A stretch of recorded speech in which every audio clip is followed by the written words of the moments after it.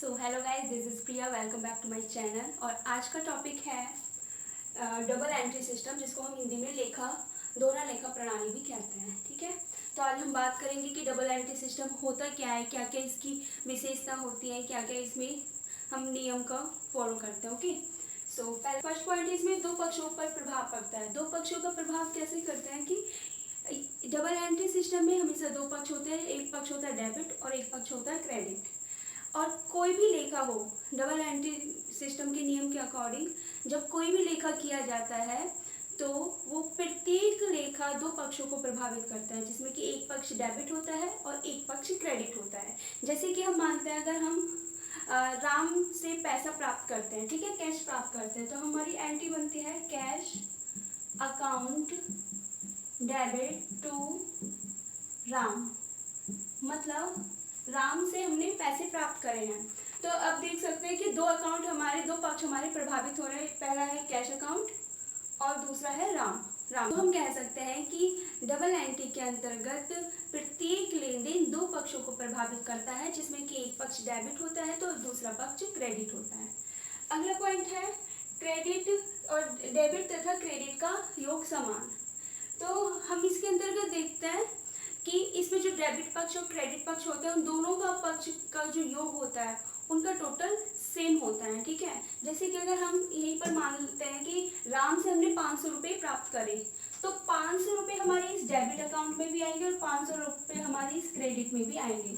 तो इस प्रकार से अगर देखा जाए तो दोनों का टोटल 500-500 हो जाएगा।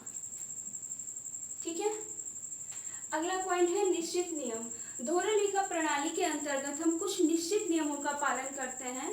जैसे कि आप देख सकते हैं कि डेबिट और क्रेडिट के भी कुछ नियम हैं, और आगे चल के हम और भी नियम पढ़ेंगे जो कि हमारे दोहरा लेखा प्रणाली में यूज किए जाते हैं। तो हम कह सकते हैं कि इसके अंतर्गत हम कुछ निश्चित नियमों, कुछ निश्चित सिद्धांतों का प्रयोग करते हैं जो कि सबके द्वारा मान्य होते हैं। अगला पॉइंट है वैज्ञानिक प्रणाली। दोहरा लेखा प्रणाली को एक वैज्ञानिक प्रणाली माना गया है। क्यों? क्योंकि वैज्ञानिक प्रणाली के अंतर्गत हम कुछ निश्चित नियम और सिद्धांतों का पालन करते हैं। और सेकंड बात, हम इनको किसी भी काम को वैज्ञानिक रूप से करने के लिए क्रमबद्ध रूप से हम लेकर चलते हैं। तो अगला पॉइंट है क्रमबद्ध लेखा।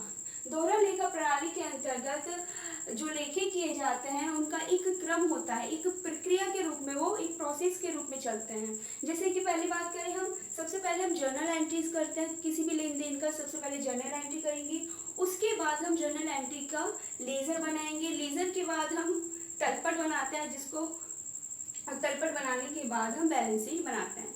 बैलेंस शीट के अंतर्गत हम व्यापारिक खाते, लाभानी खाते, ठीक है, और आर्थिक चिट्ठा, ये हमारे आर्थिक चिट्ठा बनता है इस प्रकार से। और आर्थिक चिट्ठा क्या देता है? हमें आर्थिक स्थिति का बोध कराता है, जो व्यापार की आर्थिक स्थिति होती है वो। अगला पॉइंट है अंकगणितीय शुद्धता का ज्ञान।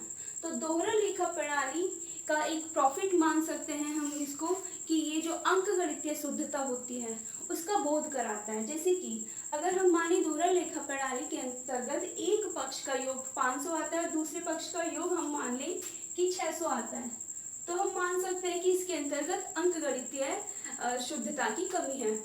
ठीक है, तो ये दोहरा लेखा प्रणाली हमें अंकगणितीय शुद्धता का ज्ञान भी कराती है। अगला पॉइंट है सार्वभौमिकता। दोहरा लेखा प्रणाली जो होती है, इसको सार्वभौमिकता प्राप्त होती है। इसका मतलब क्या है? इसका मतलब कि दोहरा लेखा प्रणाली अर्थात डबल एंट्री सिस्टम को सभी मोस्ट ऑफ देशों में मान्यता प्राप्त होती है।